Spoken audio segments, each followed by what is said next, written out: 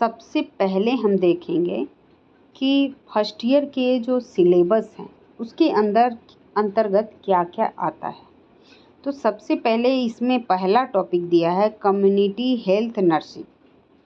इसको क्या कहते हैं, ये पेज नंबर 1 से 108 नंबर पे दिया है। तो कम्युनिटी हेल्थ नर्सिंग को हिंदी में कहते हैं, हिंदी में क्या कहते हैं, सामुदायिक स्वास्थ्य नर्सिंग। क्या कहते हैं, सामुदायिक स्वास्थ्य नर्सिंग। दूसरा टॉपिक है हेल्थ प्रमोशन। प्रमोशन मतलब स्वास्थ्य प्रमोशन।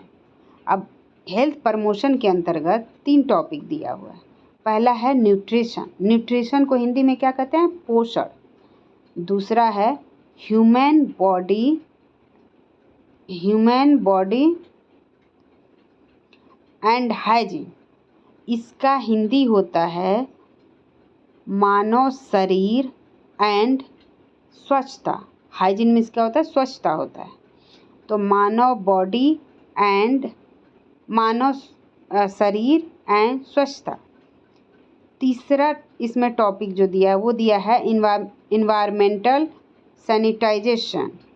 इन्वायरमेंटल सैनिटाइजेशन में क्या होगा, इसको कहते हैं हिंदी में पर्यावरणीय स्वच्छता। क्या कहेंगे, पर्यावरणीय स्वच्छता। तीसरा है मेंटल हेल्थ। अब मेंटल हेल्थ को क्या कहते हैं हम हिंदी में, मानसिक स्वास्थ्य। ये दिया है पेज नंबर 225 से 246 तक। अब इसमें जो थर्ड टॉपिक दिया है वो है आपका प्राइमरी हेल्थ केयर। इसको हम कहेंगे हिंदी में प्रथम स्वास्थ्य केयर। केयर मीन्स होता है ध्यान रखना, तो क्या होगा, प्रथम स्वास्थ्य केयर। अब इसमें अगर हम देखें तो पहला जो इसमें इस प्राइमरी हेल्थ केयर में क्या होता है, prevention of disease and restoration of health. Prevention of disease and restoration of health होता है, मतलब डिजीज जो होते हैं, डिजीज मतलब होती है बीमारी, ठीक है। अब प्रमोशन में होता है प्रिवेंशन में होता है किसी चीज़ की रोकथाम करना। तो इसका मतलब हुआ कि प्रिवेंशन ऑफ डिजीज का मतलब हुआ बीमारी की रोकथाम and restoration of health and स्वास्थ्य की देखभाल, ठीक है। तो अगर हम पहला टॉपिक देखें इसमें, तो पहला टॉपिक है इसमें इन्फेक्शन एंड इम्यूनाइजेशन। तो इसमें पहला टॉपिक है इन्फेक्शन एंड इम्यूनाइजेशन। इन्फेक्शन मतलब किसी तरह का कोई भी इन्फेक्शन होता है, जैसे कोई भी बीमारी हो गई, कोई भी दिक्कत हो गई, उसको कहते हैं हम इन्फेक्शन। कोई भी किसी भी तरह से हो सकता है। इम्यूनाइजेशन मतलब होता है जो हमारे अंदर जो इम्यून सिस्टम होता है उसके लिए होता है। दूसरा है कम्युनिकेबल डिजीज। तो कम्युनिकेबल डिजीज जो होते हैं ये भी एक तरह के बहुत सारे डिजीज होते हैं, इसको भी हम देखेंगे। तीसरा टॉपिक है कम्युनिटी हेल्थ प्रॉब्लम। तीसरा जो चैप्टर है उसको कहते हैं कम्युनिटी हेल्थ प्रॉब्लम। इसको आप हिंदी में भी लिख सकते हैं, कम्युनिटी हेल्थ प्रॉब्लम। चौथा अगर हम देखें तो है प्राइमरी मेडिकल केयर, ठीक है। और पांचवा इसमें जो टॉपिक है वो है फर्स्ट एड एंड रिफरेंसिबल, ठीक है। अगर हम और देखें इसको, इसके अंदर तो एक चैप्टर और है इसमें, वो है चाइल्ड हेल्थ नर्सिंग। ये 430 से 507 नंबर पेज पे दिया है।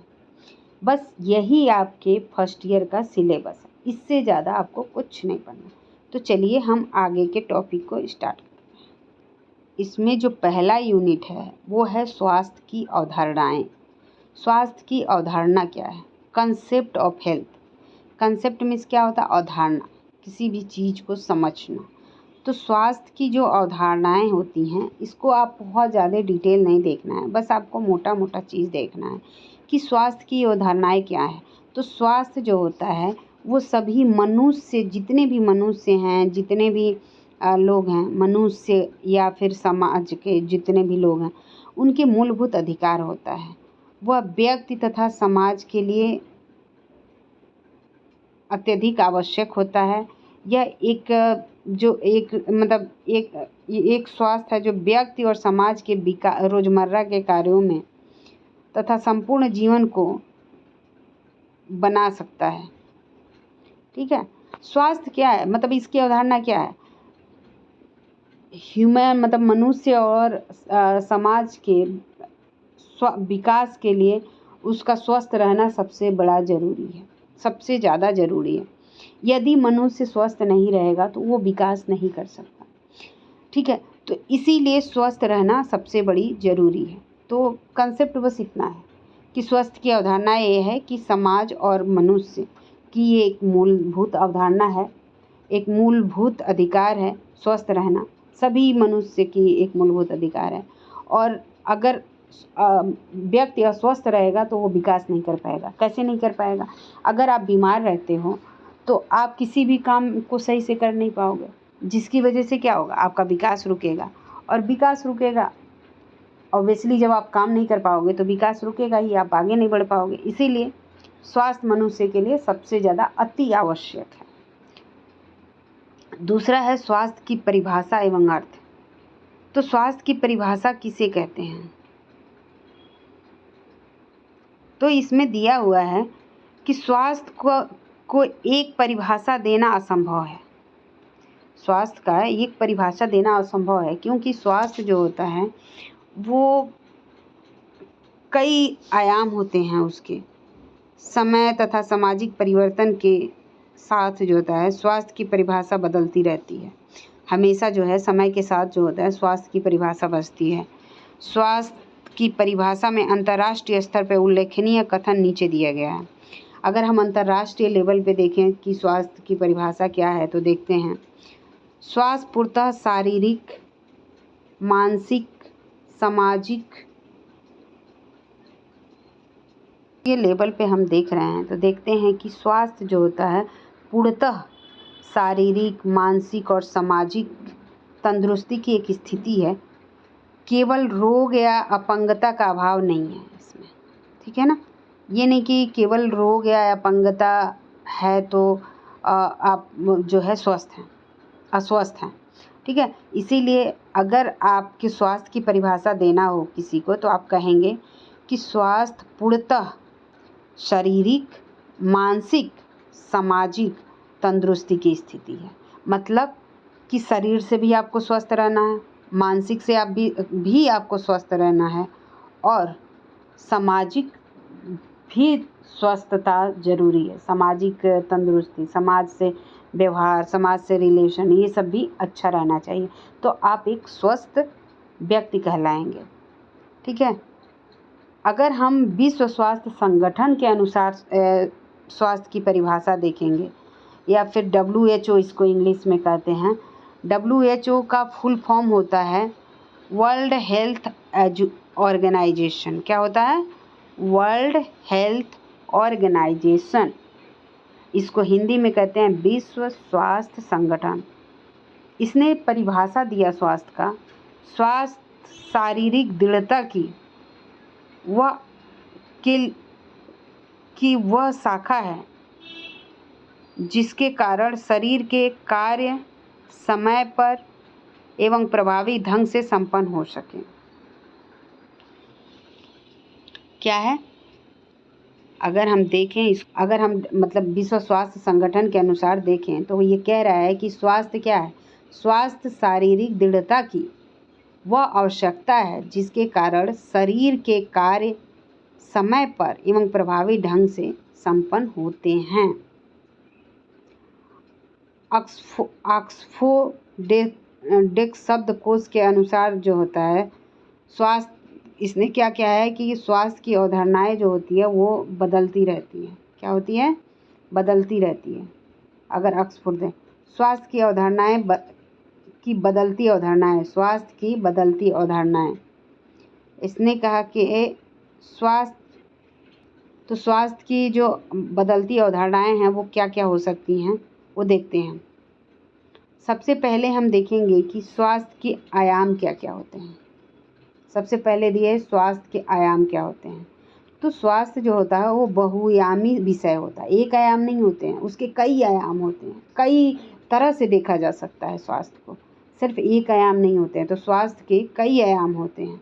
ठीक है ना, तो इसको कई तरह से लिखा जाता है। जैसे स्वास्थ्य के विभिन्न आयाम हैं, निम्न तरीके से होते हैं। कौन कौन से? पहला होता है शारीरिक आयाम, दूसरा होता है सामाजिक आयाम, तीसरा होता है व्यवहारिक आयाम और चौथा होता है मानसिक आयाम, पांचवा होता है आध्यात्मिक आयाम। तो स्वास्थ्य के जो होते हैं 5 आयाम होते हैं। पहला शारीरिक, दूसरा होता है सामाजिक, तीसरा होता है व्यवहारिक और चौथा होता है मानसिक और पांचवा होता है आध्यात्मिक। ये हो गया स्वास्थ्य के आयाम। अब हम एक एक करके देखेंगे इसको। सबसे पहले देखेंगे शारीरिक आयाम। ठीक है, शारीरिक आयाम क्या है वो देखते हैं। अगर हम शारीरिक आयाम देखते हैं तो शारीरिक आयाम का मतलब क्या होता है? शारीरिक आयाम का मतलब होता है, इसको इंग्लिश में फिजिकल कहते हैं, जो हमारी फिजिकल बॉडी दिखती है सामने से। तो शारीरिक आयाम का मतलब, इसका अर्थ होता है शरीर की पूर्णतः क्रियाशीलता। अब पूर्णतः क्रियाशीलता क्या होता है? पूर्णतः क्रियाशीलता मतलब आप कितने एक्टिव हो, आप किसी काम को कितने अच्छे से कर रहे हो, कितने एक्टिव हो, सुस्ती तो नहीं आप में, आप एक्टिव तो किसी काम को, किसी क्रियाशीलता है जैसे पढ़ने की क्रियाशीलता।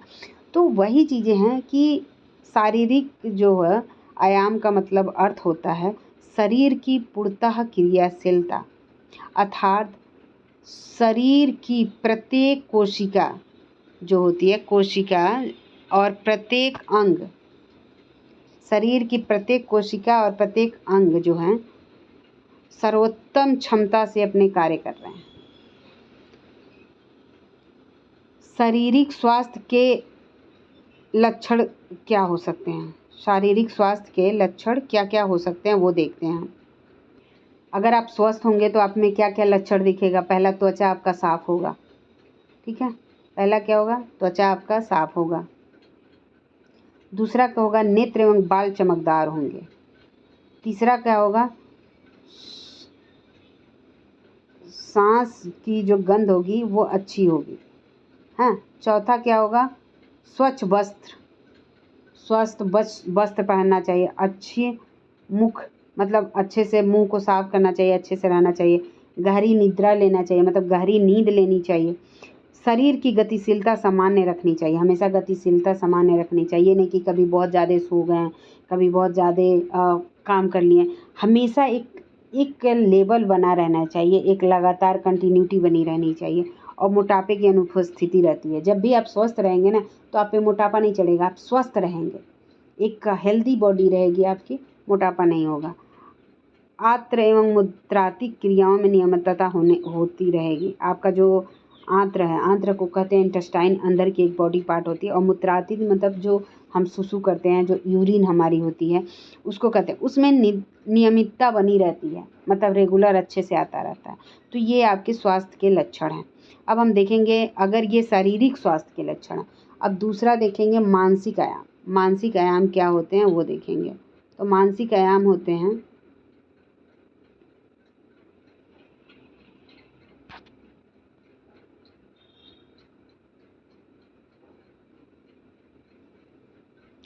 मानसिक आयाम क्या होते हैं वो देखेंगे हम।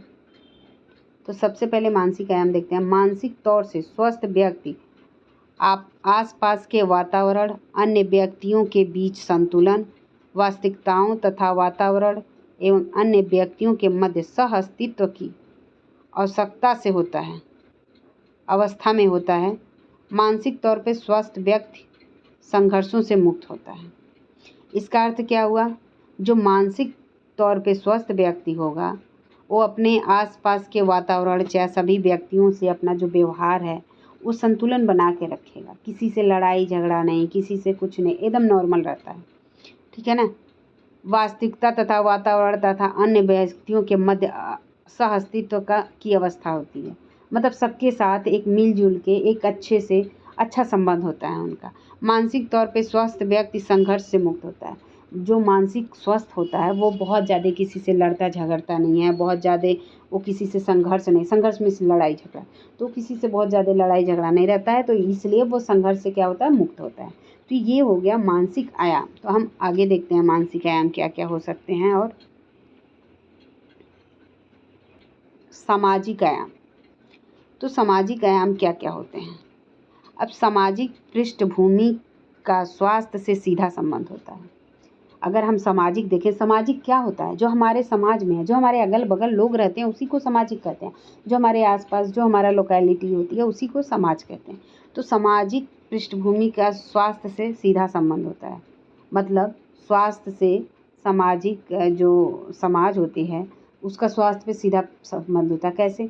अगर आपके अगल बगल अच्छे लोग होंगे तो उसका आप पे अच्छा असर होगा।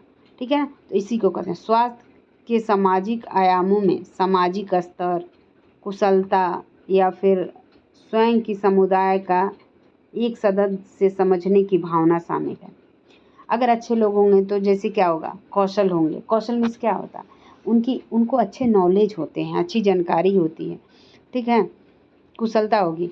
स्वयं की समूहता का एक सदस्य, मतलब समझने की जो बुद्धि होती है उनकी अच्छी होती है, तो वो होगी।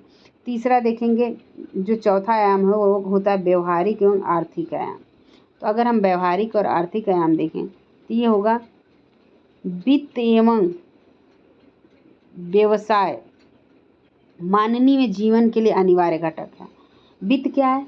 वित्त किसको कहते हैं? एक तरह से जो पैसा हम यूज करते हैं, जो पैसे की ज़रूरत होती है उसी को वित्त कहते हैं। और व्यवसाय में क्या कहते हैं? जैसे आप कोई काम शुरू कर रहे हैं, कोई बिजनेस कर रहे हैं, कोई भी काम कर रहे हैं तो उसको व्यवसाय कहते हैं। तो ये मानवीय जीवन के लिए अनिवार्य घटक होता है। ठीक है? मानवीय जीवन के लिए क्या होता है? ये बहुत ज़्यादा अनिवार्य होता है, क्योंकि पैसा भी ज़रूरी है और आप कुछ काम नहीं करेंगे तो आपका काम, पैसा नहीं आएगा, पैसा नहीं आएगा तो आपका विकास नहीं होगा। तो ये भी ज़रूरी है। कार्य संतुष्टि, आप अपने कार्य से कितना संतुष्ट हैं? तो इसमें दिया कार्य संतुष्टि शारीरिक एवं मानसिक स्वास्थ्य में महत्वपूर्ण भूमिका निभाती है। तो जो आपकी कार्य संतुष्टि है, अगर आप अच्छा कार्य कर रहे हैं और आपको लगता है कि मेरा कार्य बहुत अच्छा चल रहा है, तो उससे क्या करेंगे? आप मानसिक तौर पे बिल्कुल फ्री रहेंगे और आपका स्वास्थ्य बिल्कुल अच्छा रहेगा। तो ये दोनों जो है बहुत अच्छा रोल निभाता है इसमें। जन्म से लेकर लक्ष्य प्राप्ति तक व्यक्ति स्वयं को प्रतिष्ठा से में वृद्धि एवं संतुष्टि अनुभव करता है। तो इससे क्या होता है? अब व्यक्ति जो होता है वो अपना जन्म से लेकर अपने जो भी पाना चाहता है, जो भी उसका लक्ष्य है उसको प्राप्त कर लेता है, तो उसके मन को एक संतुष्टि मिलती है। और अगर संतुष्टि मिलती है तो वह स्वस्थ रहता है, खुश रहता है। ठीक है? तो ये हो गया व्यक्ति की व्यावसायिक और आर्थिक आयाम। अब हम अगला आयाम देखेंगे, आध्यात्मिक आयाम। आध्यात्मिक आयाम क्या है? आध्यात्मिक मतलब क्या होता है? स्पिरिचुअल में क्या होता है? धार्मिक। बहुत लोग जो होते हैं धर्म को मानते हैं। अध्यात्म के सारे व्यक्ति अपने जीवन लक्ष्यों को प्राप्त कर सकता है। अध्यात्म के सहारे व्यक्ति अपने जीवन और लक्ष्य को प्राप्त, इसमें जीवन का उद्देश्य धर्म, उच्च सत्ता या शक्ति से जुड़ाव या समर्पण तथा सिद्धांत, आचरण, नैतिक मूल्य आदि शामिल है। जैसे क्या होता है? आध्यात्मिक मतलब क्या होता है? धर्म से रिलेटेड होता है। धर्म क्या है? जैसे लोगों का रहता है कि अरे यार मेरा तो ये नैतिक मूल्य है, मैं बहुत अच्छी हूँ, मैं बहुत अच्छा काम कर रही हूँ, मुझे किसी के साथ बुरा नहीं करना, मुझे किसी को गाली नहीं देना, मुझे किसी को लड़ना नहीं। तो ये क्या हमारा नैतिक मूल्य है। तो जो होता है अध्यात्म के सहारे व्यक्ति जो होता है अपने लक्ष्य को प्राप्त कर लेता है। अपना लक्ष्य मतलब जो भी आप पाना चाहते हैं ज़िंदगी में, जो भी लक्ष्य है आपका उसको हासिल करना चाहते हैं, उसको अध्यात्म के तहत प्राप्त कर लेता है। क्योंकि वो जो होता है व्यक्ति बहुत ज़्यादा झमेलों में नहीं पड़ता है, बहुत ज़्यादा किसी के उसमें नहीं पड़ता। बस वो अपने जीवन के उसके जीवन का उद्देश्य होता है धर्म, उच्च सत्ता, मतलब उसकी जीवन का ही होता है कि मुझे अपने धर्म में विश्वास रखना है, अपने आप को उच्च बनाना है, या शक्ति से जुड़ाव रखता है, या समर्पण या सिद्धांत जो भी होता है, नैतिक मूल्य, शक्ति इत्यादि में वो विश्वास करता है। अब अगर हम देखें तो क्या देखेंगे? स्वास्थ्य के जो निर्धारक तत्व हैं उसको देखते हैं। स्वास्थ्य के निर्धारक तत्व कौन कौन से हैं उसको देखते हैं। स्वास्थ्य के निर्धारक तत्व, तो अगर हम देखें स्वास्थ्य की परिभाषा से यह स्पष्ट होता है कि स्वास्थ्य एक बहुगामी अवधारणा है। मतलब कि स्वास्थ्य एक नहीं है, कई प्रकार से इसको मतलब हम परिभाषित किया कर सकते हैं, कई प्रकार से इसकी परिभाषा दे सकते हैं एक प्रकार से। इसीलिए स्वास्थ्य एक बहुआयामी अवधारणा है। स्वास्थ्य अनेक कारकों से प्रभावित है। कारकों से मतलब कई कारक ऐसे होते हैं जो स्वास्थ्य को प्रभावित करते हैं। सिर्फ एक चीज़ों से स्वास्थ्य प्रभावित नहीं होता, जैसे हो गया शारीरिक, मानसिक, सामाजिक, आध्यात्मिक, कई इत्यादि अतिरिक्त स्वास्थ्य पर अनेक निर्धारक कारक जो है महत्वपूर्ण प्रभाव डालते हैं। तो अगर हम स्वास्थ्य को कहें कि स्वास्थ्य के निर्धारक तत्व क्या हैं, अगर मुझसे प्रश्न पूछा जाए तो यही कहा जाएगा कि स्वास्थ्य का कोई एक कारक नहीं हो सकता। स्वास्थ्य जो होता है बहुआयामी आयाम होता है। बहुआयामी मतलब अनेकों आयाम हैं इसके। स्वास्थ्य जो होता है अनेक प्रकार से प्रभावित होता है। जैसे हो गया स्वास्थ्य, जैसे हो गया शारीरिक, मानसिक, सामाजिक, आध्यात्मिक इत्यादि बहुत सारे कारक हैं जो स्वास्थ्य को प्रभावित करते हैं। अब सबसे पहले एक एक करके देखते हैं। प्रभाव पड़ता है जीविका कारक। सबसे पहले अगर हम देखें स्वास्थ्य पे जीविका कारक का जो प्रभाव पड़ता है, जीविका कारक क्या होता है? जो आप जीवन में आप जो अपने नेचुरल जो पर डे के रोज के दिन में आप जो कर रहे हैं, मनुष्य के शारीरिक एवं मानसिक गुण कुछ सीमा तक उसके शरीर में विद्यमान जीवन पर निर्भर करते हैं। मनुष्य का शरीर और मानसिक गुण जो होता है ना, उसके शरीर के जीवन पर निर्भर करते हैं, विद्यमान जीवन पर निर्भर करते हैं। अनेक बीमारियों का आकार जेनेटिक होता है। अनेक जो बीमारी होती है, बहुत सारी बीमारियां ऐसी होती है जेनेटिक होती हैं, जैसे मंदबुद्धि या मधुमेह। मधुमेह क्या होता है? डायबिटीज में होता है, डायबिटीज मेलाइटस इसको कहते हैं। मंदबुद्धि क्या होता है? दिमाग जो होता है मेंटल होता है, इंसान मंदबुद्धि का होता है, उसको बहुत ज़्यादा दिमाग नहीं होता। तो ये जो होता है बीमारी नहीं होती, ये उनके माता पिता से बच्चों में आ जाते हैं। और जेनेटिक जो होता है, जेनेटिक रोग का मतलब होता है ऐसी बीमारी जो माता पिता से बच्चों में आते हैं, उसको कहा जाता है जेनेटिक बीमारी। ठीक है।